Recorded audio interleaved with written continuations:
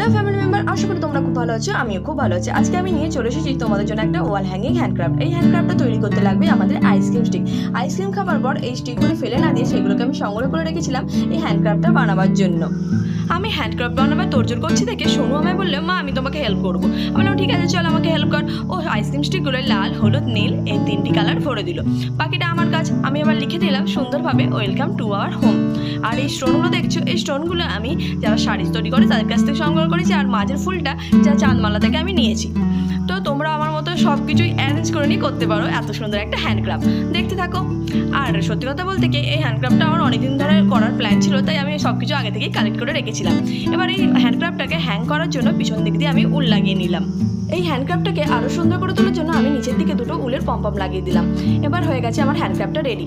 কেমন হয়েছে তোমরা অবশ্যই কমেন্ট করে জানাও। আশা করি ভালো লেগেছে তোমাদের। ভালো লাগলে অবশ্যই আমার চ্যানেলটি সাবস্ক্রাইব করে নিও। টাটা।